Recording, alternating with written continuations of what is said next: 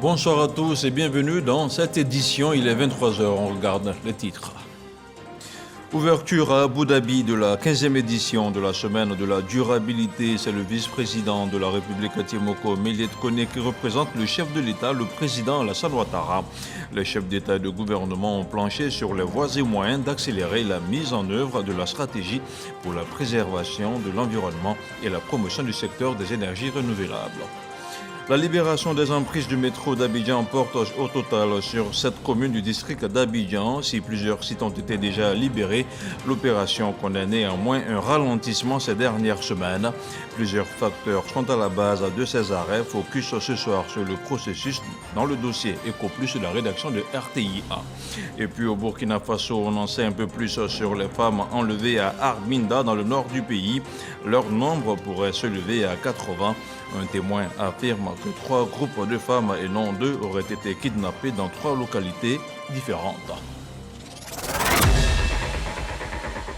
Voilà pour les titres. Le vice-président de la République a participé lundi à l'ouverture solennelle de la 15e édition de la Semaine de la durabilité à Abu Dhabi, présidée par l'émir du Qatar, le cheikh Mohammed bin Zayed Al Nahyan. Ce forum initié en 2008 vise à soutenir la diversification des sources d'énergie à travers le développement des énergies renouvelables. Une plateforme numérique dédiée à l'apprentissage scolaire vient de voir le jour. Mon école à la maison, c'est son nom. Elle se veut un carrefour de dialogue entre les parents d'élèves, leurs enfants et la communauté éducative. Le lancement a eu lieu ce mardi. C'était en présence de la ministre de l'Éducation nationale et de l'alphabétisation, Mariatou Kone. Un reportage de Sephora Zegui. Par un clic de souris, Mariatou Kone ouvre officiellement la plateforme numérique Mon école à la maison. Désormais, les parents d'élèves ont à leur disposition des outils et manuels scolaires en ligne pour mieux suivre l'évolution scolaire de leurs enfants depuis leur domicile. Des exercices et des leçons sont disponibles gratuitement sur la plateforme.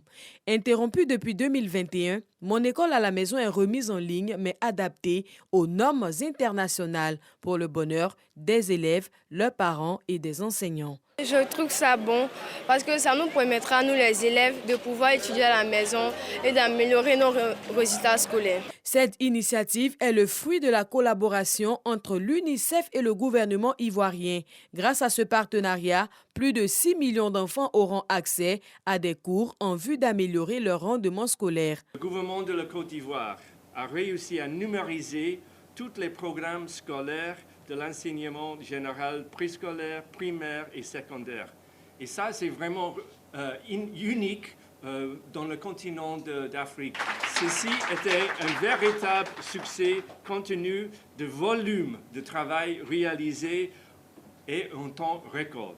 L'école, via le numérique, c'est l'une des recommandations des EGENA, États généraux de l'éducation et de l'alphabétisation. Et Mariatou Kone rassure la communauté éducative quant au déploiement progressif des directives qui en découlent. Aujourd'hui, les innovations pédagogiques de l'éducation numérique introduites avec l'avènement de la COVID-19 demeurent des acquis indéniables pour une école de qualité, une école inclusive, une école d'équité. Ainsi, le ministère de l'Éducation nationale et de l'alphabétisation continue de travailler au développement du processus de digitalisation de tout le système éducatif ivoirien. La plateforme numérique Mon école à la maison est une source de créativité et d'innovation pour les élèves. Ceux du préscolaire, du primaire et du secondaire auront accès à plus de 4000 fiches de leçons, 5000 exercices, 2000 quiz, 150 travaux pratiques et 624 vidéos pédagogiques. Elle est accessible sur le site école-ci.online. On continue à parler d'éducation. Toujours ce mardi, ouverture à Abidjan de la session de formation des inspecteurs et conseillers d'orientation de l'éducation nationale. C'est le Centre national de matériel scientifique qui a servi de cadre à la cérémonie de lancement. Une initiative de la direction de l'orientation et des bourses, nous rapporte Abidi Rassouba dans un commentaire de Jean-Marc Djadji.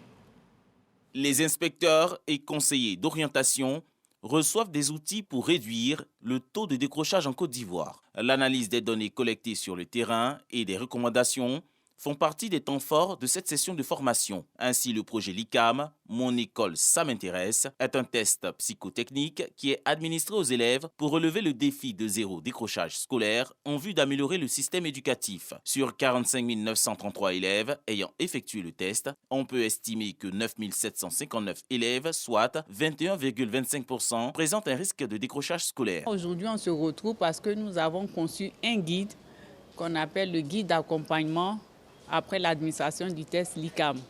Et donc, dans ce guide, il est question de mettre en place des cellules de prévention de lutte contre le décrochage scolaire. On a les techniques que la cellule doit mettre en place pour amener les élèves qui veulent décrocher à ne pas décrocher et à rester dans le système éducatif. Plusieurs facteurs expliquent cet abandon précoce des élèves. Nous notons un facteur dominant, c'est l'attitude de la famille vis-à-vis de la scolarité de l'enfant. Aujourd'hui, beaucoup d'enfants décrochent parce qu'ils se sentent abandonnés par leurs parents. Ils vivent différentes difficultés au sein de la famille et ces difficultés impactent le travail de l'enfant à l'école. Et le corollaire de l'attitude de la famille, c'est aussi l'absentéisme qui est constaté de plus en plus dans les établissements. Au plus haut niveau, Madame le ministre a pris sur elle de mettre en place une cellule de prévention et de lutte. Une fois que les enfants sont détectés, alors la cellule prend ces enfants en charge. Pour rappel, l'adoption de la loi sur la politique de scolarisation fait du décrochage scolaire un enjeu important dans la politique sectorielle de l'éducation-formation du ministère de l'Éducation nationale et de l'alphabétisation. Autre chose, à présent, le ministre du Tourisme était jeudi dernier l'invité du GouVTalk sur la plateforme d'échange via les réseaux sociaux du CICG. Siandou Fofana a décliné les enjeux et les défis de son département ministériel. Il a annoncé, entre autres, la livraison des infrastructures hôtelières pour la CAN 2023 pour le mois de mars prochain. Le compte-rendu de Patricia au Mouitia. 2 heures durant, le ministre du Tourisme, Siandou Fofana, a échangé avec les internautes et répondu aux préoccupations des Ivoiriens.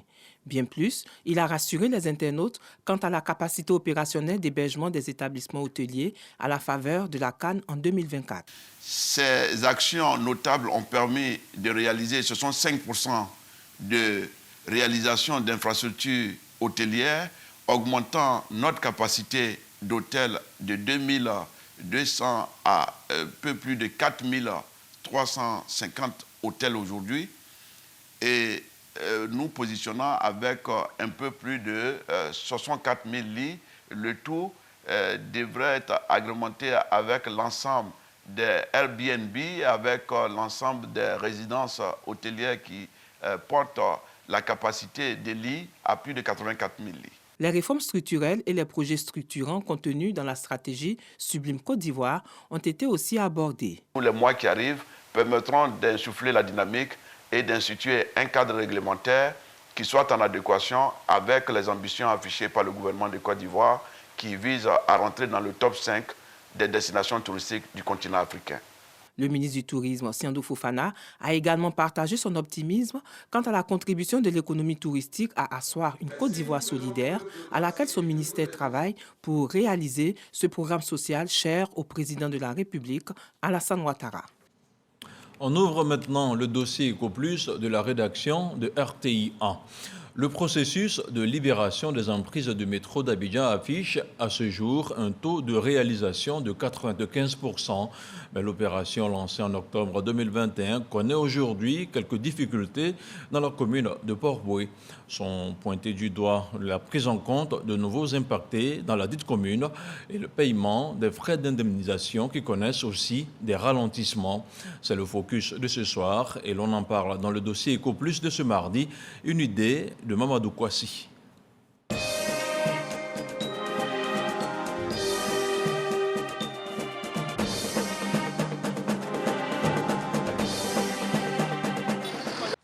Ces maisons marquées au rouge subiront le même sort que leur voisinage dans quelques semaines. Impactées par la réalisation du projet du métro d'Abidjan, ces habitations devraient être démolies depuis bien longtemps, mais elles sont encore habitées. Plus de 40 ans que j'habite ici avec ma famille. Donc nous, on attend qu'on nous dédommage avant de quitter les lieux. Oui, nous sommes encore là. Parce que les chèques n'ont pas encore été donnés. Non, ils ont dit qu'ils vont donner le chèque, ils vont nous donner un délai, mais les chèques n'ont pas encore été remis, donc nous sommes là pour le moment. En attendant la démolition, certains propriétaires ont transformé ces endroits en lieu de commerce. Mais quand ils sont venus, on dit de quitter la maison. Je suis parti chercher maison à Nani et ramasser mes bagages. Mais le matin, ils viennent vendre ici un peu. Parce que s'ils n'étaient pas là, ils vont voler les tôles, les choses. Dans le moment, on va m'appeler pour signer. Quand tu signes, maintenant tu peux ramasser les choses. Objet de protestation, ces populations constituent les dernières à être dédommagées pour libérer totalement l'emprise du métro d'Abidjan. Cette phase est estimée à plus de 95% par le ministère des Transports. Tous jurent de ne pas savoir le montant proposé par le gouvernement. Et pourtant, des projets se tissent. Parce que la dernière fois, quand on me disait les étages qui sont de l'autre côté là, donc on leur a donné, j'aurais appris qu'ils ont eu 45 millions. Il fallait qu'ils nous relogent. C'est ce que nous on voulait. Ce n'est pas l'argent même qui nous intéressait. Démarrée depuis août 2021, l'opération touche à ce jour 14 811 personnes sur l'ensemble du projet. Elle est pilotée par la cellule d'exécution du plan d'action de réinstallation, CEPAR, du ministère des Transports. Les difficultés qui surviennent le plus souvent sont des difficultés d'ordre personnel, c'est-à-dire qu'il y a des personnes qui peuvent ne pas être d'accord avec nous en ce qui concerne les indemnisations qu'on veut leur appliquer, et donc cela fait durer le processus. Il y a des personnes aussi qui peuvent être absentes, il y a des personnes qui peuvent ne pas avoir tous les documents requis, par exemple s'il y a des questions de succession, et donc la personne qui se présente donc, pour être l'ayant droit n'a pas toujours les documents juridiques nécessaires. Quant aux populations en attente de paiement, le président du comité de suivi du plan d'action de réinstallation rassure du paiement total des dus dans les délais requis. Toutes, sans exception, même les personnes qui sont hébergées gratuitement chez leurs parents, nous les recensons et nous estimons que ces personnes-là, du fait que nous dérangeons donc leur vie normale, doivent avoir droit à une compensation. Je peux dire qu'il y a sur les 14 000, il y a au moins 10 000 personnes qui ont reçu un paiement. Donc le reste va suivre. Le reste, c'est des gens qui sont dans le processus et qui seront payés très bientôt. Personne ne sera oublié. Les opérations de libération ont été souvent acceptées difficilement par la population. Et la divergence des points de vue, pas généralement, du montant à payer. Au moins, on n'a rien eu là. 90 millions, 4 pièces. Allez à nos maisons, vous nous donnez 45 millions. Hein? 45 millions là, on peut payer maison aujourd'hui à 45 millions. Vous voulez qu'on fasse quoi? Nous faisons une expertise. Il y a des gens qui sont dans des villas basses, il y a des gens qui sont dans des petits appartements, il y a des grands appartements. Donc c'est très variable. En tout cas, tout le monde est rémunéré selon l'expertise, une expertise fiable qui est faite par un expert immobilier agréé et qui est indépendant totalement de notre organisation.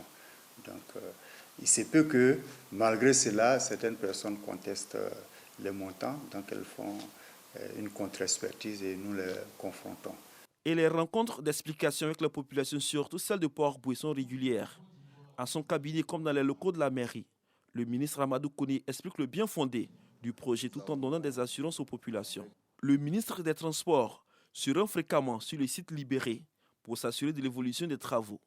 Début novembre 2022, c'est à bord d'une draisine qu'il effectue la dernière visite de l'année, de Port-Boué à Adjamé, en passant par Makori, Treichville et Plateau. Tous ceux qui sont impactés par le projet donc, seront dédommagés. Sur Port-Boué, c'est plus d'1 milliard de francs CFA qui ont déjà été payés à des personnes impactées. C'est un pas déterminant donc, qui est en train d'être posé. Et donc, après cela, on commencera donc, véritablement les travaux de génie civil. Notre souhait, c'est que donc, ce métro soit mis à la disposition des Ivoiriens dans un délai maximum de 4 ans, donc en 2026. Ces équipes rassurent que les travaux ont démarré depuis bien longtemps. Et ces travaux prendront une autre forme dans les semaines à venir. Et les travaux ont déjà commencé. Donc, par ce que nous appelons les déplacements des réseaux et les travaux préparatoires. Ensuite, d'autres phases des travaux vont prendre corps donc, au cours de ce premier trimestre du mois de l'année 2023. Des assurances de démarrage effectif confirmées par la signature de conventions entre la République de France et l'État ivoirien pour clore le budget de financement de ce grand projet de 870 milliards de francs CFA. Le projet du métro d'Abidjan est un projet révolutionnaire pour le développement et le transport dans le district d'Abidjan. Lancé officiellement en 2017 par les chefs d'État ivoiriens et français, le métro d'Abidjan sera une réalité dans quelques années, avec une prévision de 540 000 voyageurs au quotidien, sur une distance de 37,4 km. Le métro d'Abidjan va relier la commune d'Aniama à celle de Port-Boué, en passant par Abobo, Adjamé, Plateau, Makouré et Koumassi. Un dossier de Mamadou Kouassi à revoir sur RTI 1. On parle maintenant de santé. Après avoir consommé de la viande de chien enragé, plusieurs habitants de la localité d'Anoumaba doivent obligatoirement se faire vacciner. Leurs bêtes sont aussi concernées par la mesure. Une campagne conjointe du ministre des Ressources animales et celui de la Santé vient d'être lancée à cet effet. Les explications de Didier Nguessan. À Noumabou, dans le département de Guitry, les villageois viennent faire vacciner leurs chiens. Cette dose contre la rage est gratuite et valable pour 1 an renouvelable à la même date. Une fois injecté, un carnet de vaccination est attribué aux animaux domestiques. C'est la première fois que je fais vacciner. On nous a appelé que les maladies des chiens sont arrivées. On s'est vacciné sur les chiens pour la sécurité de mes chiens. Donc j'invite à mes amis qui sont à côté du village, le village voisin, pour venir vacciner les chiens aussi. C'est important pour la santé de l'homme aussi, pour les chiens aussi. On prend pour chiens pour aller chercher les gars aujourd'hui. Il y a beaucoup de chiens qui étaient dans le village ici, qui n'étaient pas vaccinés. Mais par la grâce de notre docteur, aujourd'hui, on a eu la chance, ils ont venu vacciner tous les chiens du village. Voilà, vraiment, on remercie les docteurs. Cette campagne de vaccination contre la rage est une réponse du ministère des Ressources animales et halieutiques suite à une alerte donnée dans ce village après des soupçons de rage. La population qui a manipulé cette viande, qui a consommé cette viande dangereuse, est exposée à un risque de contamination. Et cette contamination court entre 7 jours à 90 jours. Il y a souvent aussi même plus. On parle même souvent de 1 an, 2 ans avant que la maladie ne se déclare. La maladie est méconnue de la plupart des populations. Et donc nous sommes là aussi dans le cadre d'une sensibilisation des populations. Lorsque nous sommes en face d'un chien qui a des signes de la rage, c'est-à-dire un chien agressif, un chien fou, il faut alerter le service de santé le plus proche ou le service vétérinaire le plus proche pour qu'on puisse attraper ce chien-là et le mettre sous surveillance. En plus des bêtes, les humains sont aussi concernés par la vaccination. Ce volet relève du ministère de la Santé qui a mis à la disposition de l'infirmerie une 50aine de doses de vaccins pour les villageois qui auraient manipulé ou consommé la viande de chien enragé. Non, moi, je vois les chiens. Je suis vacciné. Je ne mange plus. Il y a eu des chiens qui sont malades, qui sont devenus fous. Bon, c'est comme ça, il a fait des investigations pour voir comment ces chiens manifestaient leur maladie. Comme ça, il a suspecté la rage et donc il a fait la lettre. La population canine en Côte d'Ivoire est estimée à 1,5 million de bêtes. Le canal au bois dans la commune de Trècheville a servi de cadre ce mardi à plusieurs confessions religieuses à l'initiative du district autonome d'Abidjan. Elles ont formulé des prières pour le président de la République, Alassane Ouattara. Une rencontre au cours de laquelle le ministre-gouverneur Robert Begré-Mambé a salué la diplomatie gagnante du chef de l'État dans la libération des 49 soldats ivoiriens au Mali. Un reportage signé Issa Tchonayo. Le président de la République, Alassane Ouattara, honoré par l'ensemble des confessions religieuses de Côte d'Ivoire au canal au bois à Trècheville. L'initiative est du district autonome d'Abidjan. Chrétiens et musulmans donnent de la voix pour saluer les nombreuses actions de paix du chef de l'État, surtout la libération totale des 49 soldats ivoiriens détenus au Mali pendant 6 mois. Je voudrais remercier son Excellence le président Alassane Ouattara, président de la République de Côte d'Ivoire, et son épouse qui l'a soutenu dans cette épreuve, pour sa sagesse, son calme olympien et la grande diplomatie qu'il a mis en œuvre pour régler ses conflits avec le voisin malien. Seigneur, nous te remercions d'avoir préservé leur vie et de leur avoir donné, ainsi qu'à nous, espoir et courage pendant ces moments de dure épreuve. Invocation du Seigneur et d'Allah pour mettre la Côte d'Ivoire entière sous la protection divine.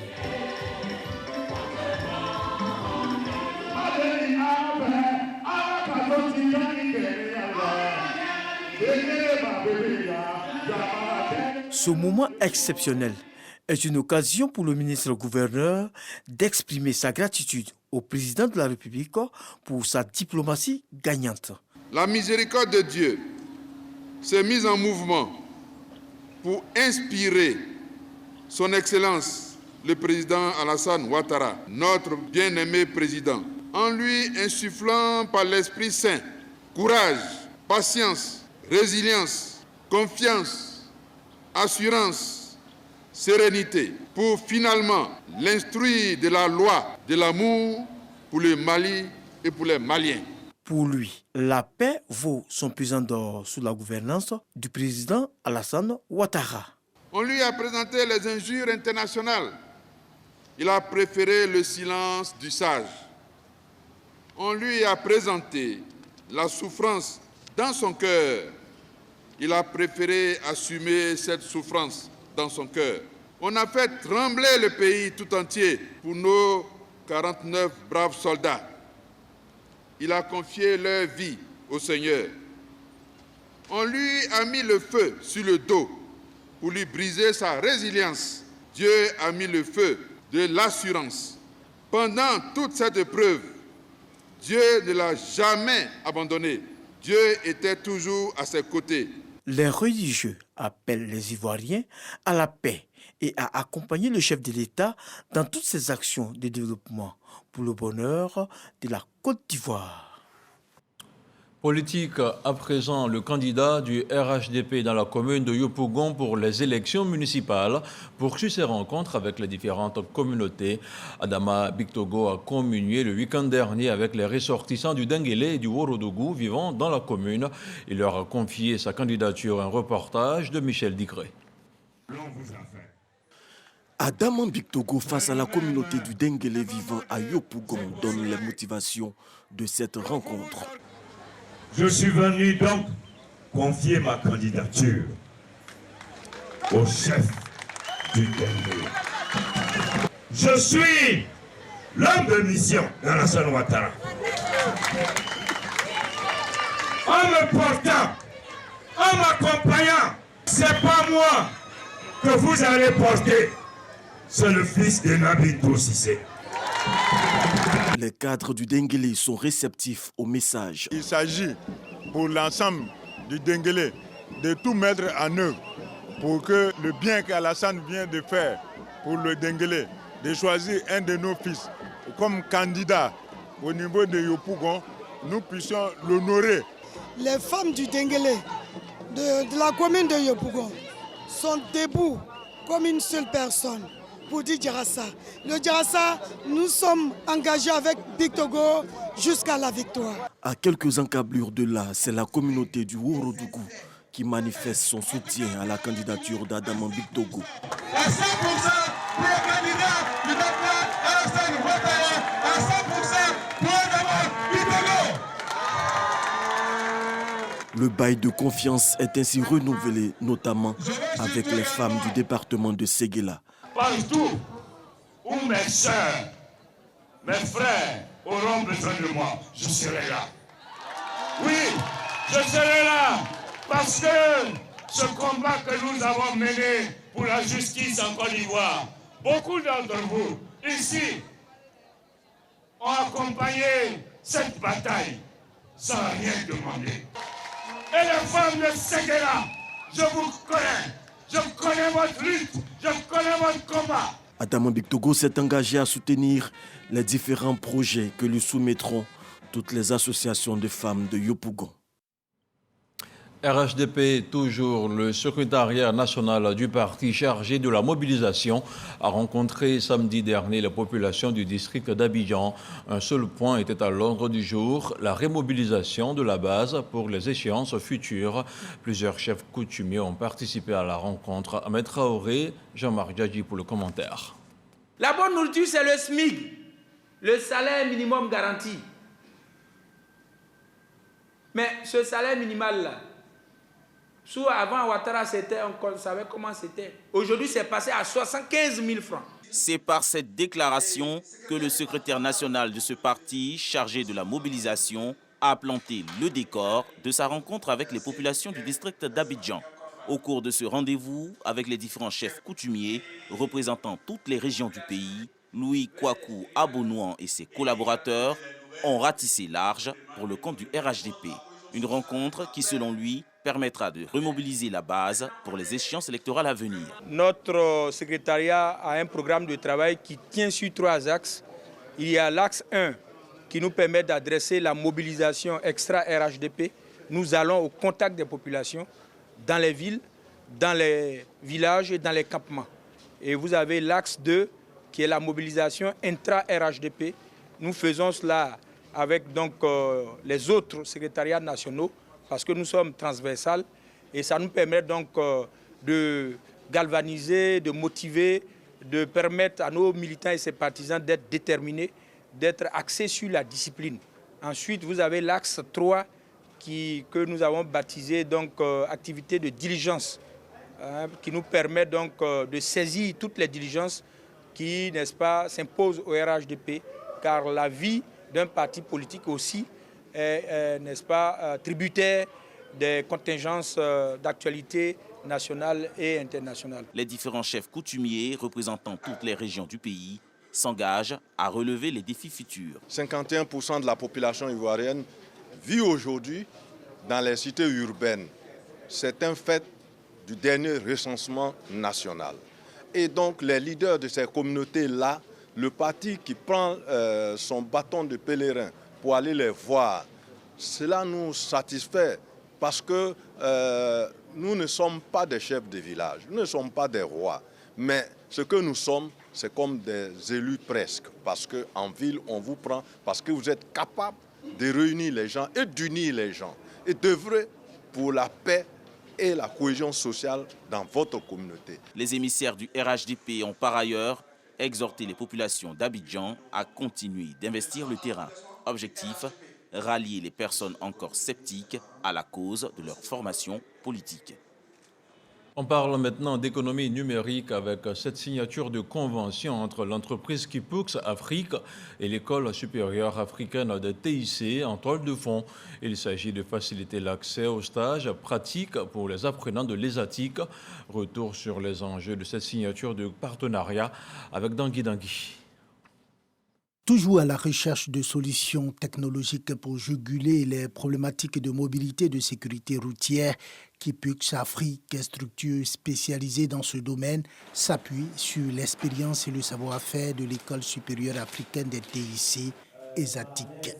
C'est donc dans un esprit gagnant-gagnant que les responsables de ces deux structures ont signé ce mercredi une convention. Pour nous, ce sera l'occasion, à travers ce programme, de recevoir une trentaine de jeunes de l'ESATIC dans le cadre donc des différents projets que nous avons qui utilisent les technologies de dernière génération parmi en tout cas les plus innovantes au niveau mondial. Donc déjà donc de recevoir ces jeunes mais également de rentrer dans l'écosystème de l'ESATIC. Et ce partenariat va prendre en compte des questions de formation, des questions de participation commune aux activités les uns des autres, l'interaction, la prise d'étudiants en stage, le développement d'applications. Les experts jugent le taux de pénétration des technologies de l'information et de la communication encore faible en Côte d'Ivoire, notamment dans les administrations et les services. La création de l'ESATIC répond à la vision des autorités de faire du secteur des TIC l'un des principaux leviers du développement économique et social de la Côte d'Ivoire. Dans l'actualité hors de chez nous, au Burkina Faso, le bilan des autorités fait état d'une 50aine de femmes enlevées. Mais selon un témoin œuvrant dans la sécurisation de la localité d'Arminda, elles pourraient être beaucoup plus nombreuses. En effet, 3 groupes de femmes seraient concernés et seraient issus des localités de Boukouma, Ourougoudou et Trignan, soit environ 80 personnes. Le gouverneur de la région du Sahel a indiqué que les recherches étaient toujours en cours. Fin de ce journal, merci de votre fidélité à RTI 1 et puis soyez prudents. La météo annonce cette nuit des orages avec des averses de pluie dans les heures à venir dans le district d'Abidjan et les régions voisines. Bonsoir.